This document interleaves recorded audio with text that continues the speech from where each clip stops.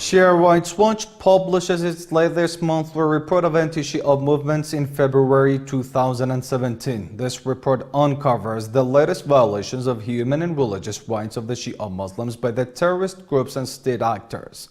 This report will be given out to the media, the public opinion, and the human rights foundations.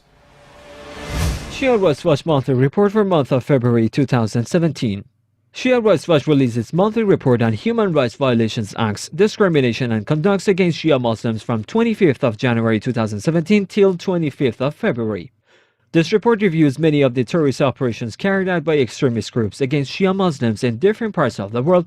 Also, this report reveals some repressive measures and tortures by some dictators and regimes. This human rights organization also stresses that all the information provided in this report are based on local reliable sources.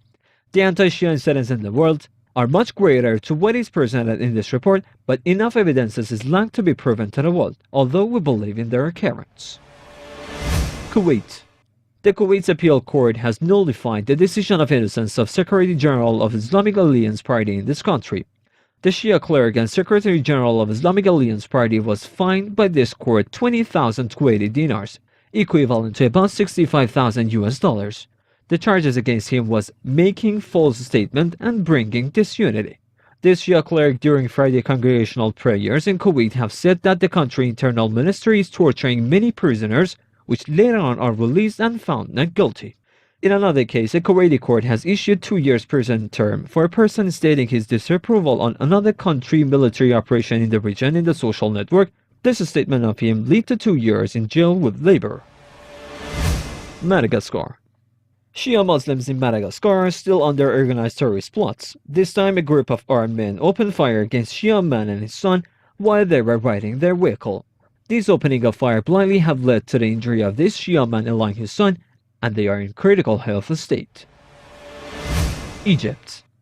Egyptian forces have confiscated all Shia Islamic books from the Cairo International Book Fair. This action is considered a violation of rights in this country, a biased action toward the followers of Prophet's pure progeny. Private sources stated that the Egyptian security forces, after confiscation all Shia Islamic books, they took the shop owner and his assistant, closed their shop, and accused them of promoting Shiism in this country. The names of few of Shia titles which have been confiscated by Egyptian security forces are 500 Questions About Imam Ali, This is the Beliefs of Shia, Asul al-Kafi, and Natural Balaga. Nigeria. The Nigerian forces have fired toxic gases against Shia protesters, which were asking the release of the leader of the Islamic movement in Nigeria, a Shia cleric.